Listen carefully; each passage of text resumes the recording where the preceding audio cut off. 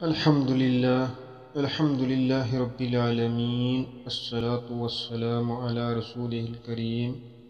وعلی آلہ واصحابہ اجمعین، اما بعد۔ اعوذ باللہ من الشیطان الرجیم، بسم اللہ الرحمن الرحیم۔ کیف تکفرون باللہ وکنتم امواتا فاحیاکم ثم یمیتکم ثم یحییکم ثم الیہ ترجعون۔ رب اشرح لی صدری ویسر لی امری واحلل عقدۃ من لسانی یفقہوا قولی، اما بعد۔ بسم اللہ الرحمن الرحیم۔ شروع اللہ تبارک و تعالیٰ کے بابرکت نام سے جو نہایت رحم اور نہایت رحیم ہے۔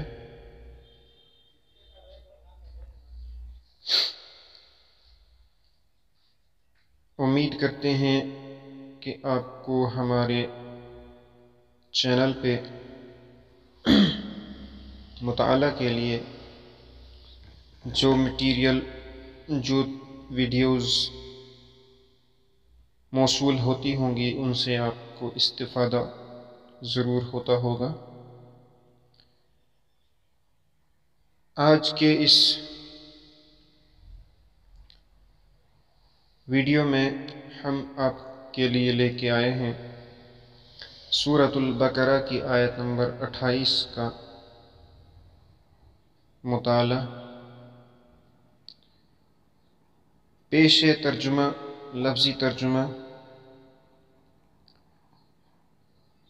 اللہ تبارک و تعالیٰ نے فرمایا، کیف تکفرون، کیف کس طرح، تکفرون تم کفر کرتے ہو، باللہ اللہ کا، وکنتم اور تم تھے، امواتن بے جان، فاحیاکم سو اس نے تمہیں زندگی دی، زندگی بخشی، ثم یمیتکم پھر وہ تمہیں مارے گا، ثم پھر یحییکم تمہیں جلائے گا، زندہ کرے گا، ثم پھر الیہ اس کی طرف، ترجعون لوٹائے جاؤ گے۔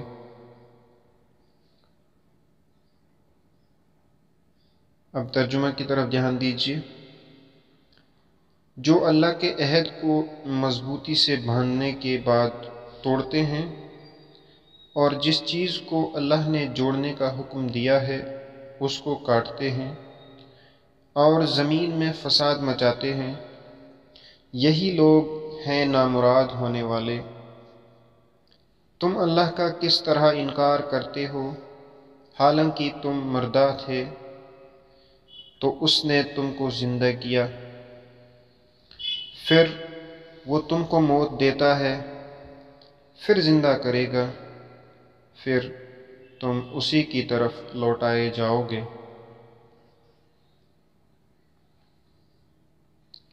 اس آیت میں عقائد آخرت اور اماتت و احیات یعنی موت اور حیات سے استدلال لی جا رہی ہے۔ زیر بحث رکوع میں پہلے عقائد توحید کو دلائل کے ساتھ بیان فرمایا گیا ہے،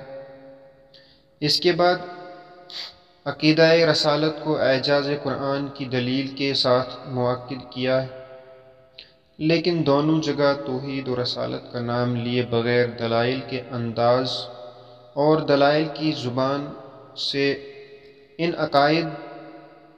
کی طرف متوجہ کیا گیا ہے۔ اب پیش نظر آیات کریمہ میں قیامت اور آخرت کے عقیدے کو بیان کیا جا رہا ہے، لیکن یہاں بھی قیامت اور آخرت کا نام مذکور نہیں، لیکن دلیل کی زبان بول رہی ہے کہ قیامت ثابت کی جا رہی ہے۔ اور مزید قابل توجہ بات یہ ہے کہ قیامت کے انکار کو اللہ کا انکار قرار دیا گیا ہے، جس طرح رسالت کا انکار رسول اللہ صلی اللہ علیہ وسلم کا انکار ہے، اور جس طرح توحید کا انکار اللہ کا انکار ہے، اسی طرح قیامت کا انکار بھی اللہ کا انکار ہے، کیونکہ قیامت کا انکار نتیجہ یہ ہے اللہ کی چند بنیادی صفات کے انکار کا۔ جو آدمی اللہ کے بارے میں اس بات کا یقین رکھتا ہے کہ زندگی اور موت اسی کے قبضے میں ہے، وہی محیی بھی ہے اور ممیت بھی ہے، یعنی وہی زندگی بھی دیتا ہے اور وہی موت بھی دیتا ہے، وہ کبھی اس بات کا دعویٰ نہیں کر سکتا کہ اللہ ایک دفعہ تو زندہ کر سکتا ہے، دوبارہ نہیں کر سکتا، اور پھر اگر دوبارہ زندہ کر دے تو زندگی کو دوام نہیں دے سکتا۔ اسی طرح جو آدمی اللہ کی قدرت کاملہ کو تسلیم کرتا ہے اور وہ مانتا ہے کہ وہی قادر مطلق ہے، تو وہ کبھی اس بات سے انکار نہیں کر سکتا کہ کبھی ایک ایسا دن بھی آئے گا جب تمام دنیا تباہ کر دی جائے گی، اور پھر کبھی ایسا دن آئے گا جب تمام جن و انس دوبارہ زندہ کیے جائیں گے اور اللہ کی عدالت میں پیش ہوں گے، کیونکہ اللہ کے قادر مطلق ہونے کا تو مفہوم ہی یہ ہے کہ وہ جب چاہے کائنات کو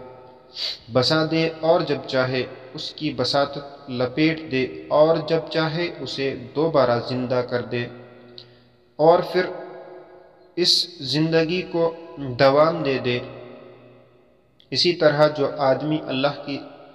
صفت عدل کو تسلیم کرتا ہے، وہ کبھی اس بات کا انکار نہیں کر سکتا کہ ایک دن ایسا بھی آئے گا جب اللہ تعالیٰ کی صفت عدل پوری طرح ظہور پذیر ہوگی، شہنشاہ اور بادشاہ بھی، عالمگیر اور عالم پناہ بھی،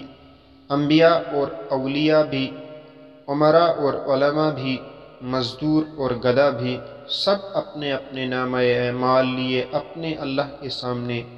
جواب دہی کے لیے کھڑے ہوں گے۔ وہ نیکیوں پر اجر دے گا، برائیوں پر سزا دے گا، ظالموں سے ظلم کا حساب لے گا، مظلوموں اور بے نواؤں کو حق دلایا جائے گا، جنہیں دنیا میں ظلم سے نجات نہ ملی اور وہ اپنی بے کسی کے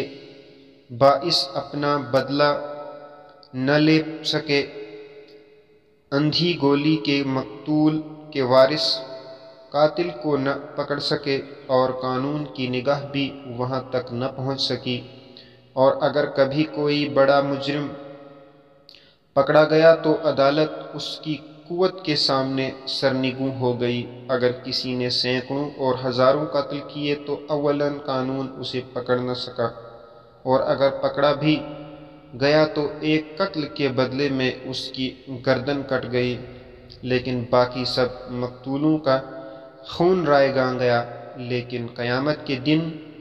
ان سب سے حق دلایا جائے گا، ہزاروں کے قاتل کو ہزاروں بار قتل کی سزا سے گزرنا ہوگا، ہر مجرم اپنے جرم کی نوعیت اور وسعت کے مطابق سزا پائے گا۔ اگر ایسا دن جہاں ہر ایک کو اس کا بدلہ ملے وجود میں نہیں آ سکتا، تو پھر اللہ کی صفت عدل کا ظہور کب ہوگا؟ ایسا دن چونکہ قیامت ہی ہوگا، اس لیے اگر قیامت کا انکار کر دیا جائے تو اللہ کی صفت عدل کا انکار کرنا پڑے گا۔ اس لیے یہاں قیامت کے انکار کو کفر قرار دیا گیا، چونکہ قیامت کا انکار مستلزم ہے اللہ کی بنیادی صفات کے انکار کو، اور اللہ کی بنیادی صفات کا انکار چونکہ کفر ہے، اس لیے قیامت کا انکار بھی کفر ہے۔ چنانچہ انہی باتوں کو اس آیت کریمہ میں دلیل کے طور پر پیش فرمایا کہ تم اللہ کا یعنی قیامت کا کیسے انکار کرتے ہو کہ یہ بات تمہیں تسلیم ہے، کہ تم حالت عدم میں تھے، تمہارا دنیا میں کوئی وجود نہ تھا، اللہ نے تمہیں پیدا کر کے زندگی بخشی کہ تم قطم عدم سے وجود میں آ گئے، اور پھر تم اپنی آنکھوں سے دیکھتے ہو کہ تمہارے سامنے جنازے اٹھتے ہیں، اسی طرح ایک دن تمہارا جنازہ اٹھے گا اور تم بھی موت کا شکار ہو جاؤ گے۔ کتنی قومیں صفحہ ہستی پر مظلوم ہوئیں اور پھر غروب ہو گئیں۔ زندگی اور موت کا یہ کھیل ایک مسلمہ حقیقت ہے جس سے تمہیں بھی انکار نہیں۔ تو عجیب بات ہے کہ تم قیامت کی صورت میں ایک ہمہ گیر تباہی اور موت کا کیسے انکار کرتے ہو؟ جو پروردگار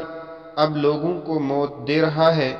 وہ سب کو یکبارگی کیوں نہیں دے سکتا؟ اور پھر اگر وہ ہمہ گیر موت دینے کے بعد دوبارہ پھر سب کو زندہ کر دے تو اس سے تمہیں انکار کیوں؟ آج پوری دنیا میں جو لوگ زندہ ہیں یہ 50-100 سال پہلے نہیں تھے، اور مزید اتنے سالوں کے بعد جو اب ہیں وہ بھی نہیں ہوں گے، اور ان کی جگہ نئے لے چکے ہوں گے۔ جو پروردگار آج اس موت و حیات پر قادر ہے، آخر وہ دوبارہ زندہ کرنے پر قادر کیوں نہیں؟ دوسری آیت کریمہ میں امکان قیامت کے دلائل کو آگے بڑھاتے ہوئے اشارہ کیا جا رہا ہے کہ قیامت کا آنا ممکن ہی نہیں۔ اب دوسری آیت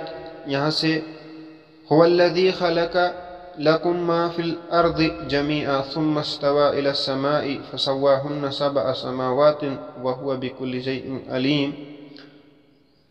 دوسری آیت کریمہ میں امکان قیامت کے دلائل کو آگے بڑھاتے ہوئے اشارہ کیا جا رہا ہے کہ قیامت کا آنا ممکن ہی نہیں، ضروری بھی ہے، کیونکہ اللہ کی ذات جس طرح عادل و قادر ہے، حکیم بھی تو ہے، اور کوئی حکمت والی ذات کبھی کوئی کام بے مقصد تو نہیں کیا کرتی۔ تم دیکھ رہے ہو کہ اللہ وہ ذات ہے جس نے تمہارے لیے زمین کو بچھونے کی طرح بچھا دیا، اور اسی کے اندر اس نے تمہارے لیے غذا کے خزانے رکھے، اور اس زمین کی تمام نعمتوں کو تمہارے لیے یا غذا بنایا یا ابتلا بنایا، پھر تمہیں ذوق تسخیر دے کر زمین کی ہر مشکل نعمت کو مسخر کرنے کی اجازت دے دی، اور حلال و حرام کی تعلیم دے کر اس سے متمتع ہونے کا حق دے رکھ دیا۔ مزید یہ کہ تمہارے سروں پر آسمان کی چھت تانی، اور آسمان کو جس طرح قندیلوں سے روشن کیا اسی طرح اسے 7 آسمانوں میں تقسیم کر دیا۔ اس کا مفہوم تو ہم نہیں سمجھتے، لیکن اتنا ضرور جانتے ہیں کہ آسمان کی طرف سے بے شمار نعمتیں ہم پر برس رہی ہیں، اور ہماری ذوق تسخیر کو